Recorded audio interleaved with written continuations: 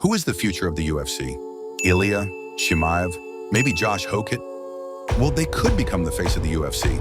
But if we go by nicknames, this guy is the future.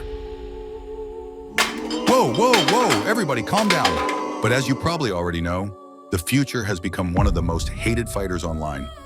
And it's not just the fans. Some of his fellow fighters don't seem to like him very much either. So in this episode, we're going to find out why Ian Garry attracts so much hate. Yes, in a courtroom. The trial of Ian Garry begins now. Is all this hate fair? Today we find out. What? Let's start with file 1. Garry's controversy started with trouble at the gym, and the first incident goes back to 2021. Now imagine, you are a coach at an MMA gym. A young, talented fighter joins your gym, you train together, you grow together, and one day you hope to make him a world champion. But then, Garry got kicked out of that gym, Team KF Martial Arts. It happened just 10 days before his Cage Warriors championship fight. Shortly after that, Ian posted on Instagram saying, Team KF Martial Arts abruptly stepped down and they chose to no longer support me. That makes it sound like the gym suddenly abandoned him right before the biggest fight of his career. Pretty cruel, right? But wait a second, if you are a coach, what's the point of throwing away all efforts that you've been putting in for years? And having a Cage Warriors champion representing your gym would be a pretty big deal. So, why kick him out now? Either way, Team KF Martial Arts and Garry went their separate ways. But after Garry won the championship, Team KF released its own statement. Ian Garry was informed he was no longer a member of the club after repeated warnings regarding his behavior to other teammates and his coaches, since employment of a new manager in March. After this appointment, he became uncoachable. So according to Team KF, Garry had been warned about his behavior. Looks like things got worse after a new manager came in. Listen, it just didn't work out. Shut up. This file has a lot more to say. After getting kicked out of the gym, Garry moved to the United States and joined Sanford MMA, now known as Kill Cliff FC. He trained alongside killers like Vicente Luque, Brendan Allen, Gilbert Burns, and Shavkat Rakhmonov. And for Garry, it worked. While training at Kill Cliff, he kept winning and putting on impressive performances in the UFC. But somehow, things got a little spicy again. This time after Garry agreed to fight his own teammate, Vicente Luque. By 2023, Garry was training at different gyms around the world. And after the Luque fight was booked, he left Kill Cliff to train elsewhere. That's not unusual when teammates fight each other. But then, Brendan Allen spoke out. During an interview, Allen said, I think he's whack. I think he's misled. I think he talks way too much, selling your soul to the devil for money. And he didn't stop there. You got his girl telling him what to do, when to do it, how to do it. He's just yes ma'am, yes ma'am, yes ma'am. So that's why I just think he's misled. Who's behind you? No, nobody. Okay then, but that's all the gym trouble, right?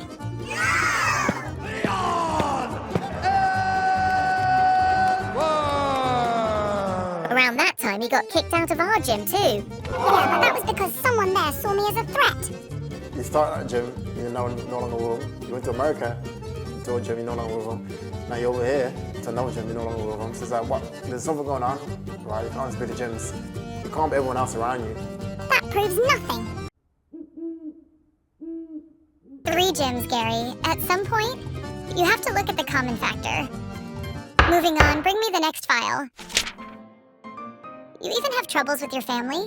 No, boss. Me and my wife are having out with your wife. Your own parents and brother. In July 2026, Garry appeared on a podcast and talked about his family. According to Garry, when he dropped out of college to pursue MMA, his mother was furious and didn't support his decision. And her one line stayed with him.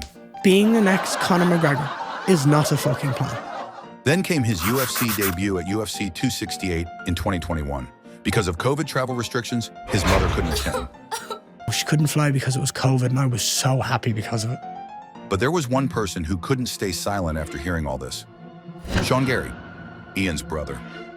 Sean posted a long, angry comment under the interview.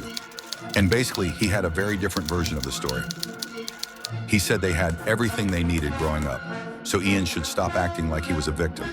He said their family traveled around the world for Ian's fights, and their dad supported his boxing even while dealing with health problems. He also questioned why Layla, who came into Ian's life later, was suddenly the one person Ian believed had supported him. And finally, he accused Ian of missing their granddad's funeral. So if everything Sean said is true, Ian might have some serious bad blood with his own family too. That's messed up, kid. Not everyone has a good relationship with their parents. I know. But saying you were happy your mom couldn't be there for your UFC debut? That's cold. And later, you said your mom wasn't wrong and you don't hold it over your parents. Yes, I meant it. But that doesn't change how I felt. Then why say all that publicly? Why not? Now I'm starting to see why you have so many haters. Next! And this is the last file. My wife! What did she do? Oh, this one is complicated. To understand this story, we need to talk about Ian's wife. Layla Anna Lee is a British sports presenter, born 14 years before Ian.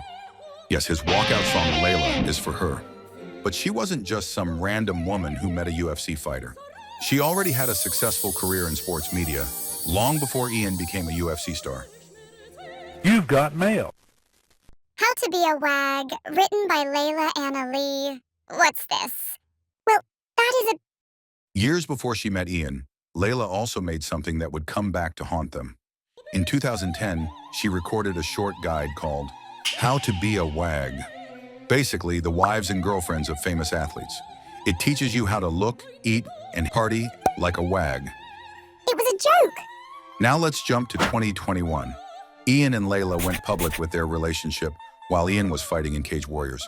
And Layla also became his manager. So when Team KF talked about his new manager, Brendan Allen talked about his girl, and Ian Garry mentioned Layla. They were all talking about the same person. By the way, Layla was already in Ian's corner when he won the Cage Warriors championship, after getting kicked out of Team KF. In February 2022, Ian and Layla got married. Then Ian changed his name. He became Ian Machado Garry. And Machado is her ex-husband's name? Nope, it's Layla's maiden name. What does all this have to do with my haters? Not sure yet. Go, Ian, go! Who is this? Oh, this guy is my nutritionist. Gary's nutritionist is Richard Cullen, Layla's ex-husband and the father of her older son. Unusual? Sure, but Garry explained it simply. Richard is very good at his job, and Ian didn't want his fight career to come between a father and his son. But the internet saw it differently. Soon the story changed from Ian works with his wife's ex. His wife's ex lives with them. Ian is a cuck. How did we get here? Just so you know, there was no evidence that Layla's ex-husband was living with them. The internet was already tearing into Ian and Layla. Then Sean Strickland jumped in, and everything exploded. Ian and Layla denied the rumors. But by that point, the memes were moving faster than the facts. So this never really went away. Since then, your relationship gets dragged into everything. And your opponent's trashing Layla has basically become a tradition. Yes, sir. Ugh. All right, Garry, I've seen enough. Let's start with the gyms. One gym having a problem with you? Fine, maybe it's the gym. But when coaches, teammates, and people who actually worked with you keep saying the same kind of things, that tells us a lot more about you than some random comments on the internet. Then there's your family. If you were abused growing up, that's a different story. But from what you've told us, this sounds more like you and your parents saw your future differently. And publicly going after your parents over that? Of course people are going to criticize you. You say you don't hold it against your parents. But come on, you're clearly still bothered by it. And whether that commenter really was your brother or not, your comments about your family only created more drama and gave your haters even more ammo. Now, your wife. This one's different. There's been a lot of thrown at you too. Rumors with no proof, personal attacks, and some stuff that's just straight up hate. Phew. Exactly! I'm not finished. Because somehow, you two keep giving the internet something to talk about.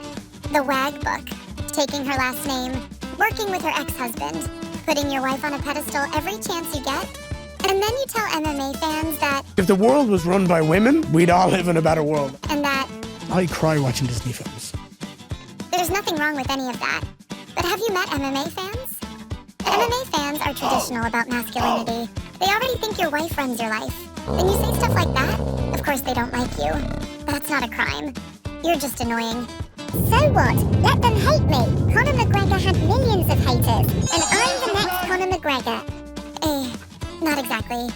Connor had both fans and haters. A lot of fans. You? People mostly hate you. So here's my verdict. Are you annoying? Absolutely. But not all the hate against you is fair. Some people just don't like you. That's it. But for a fighter, only one thing really matters. Can you fight?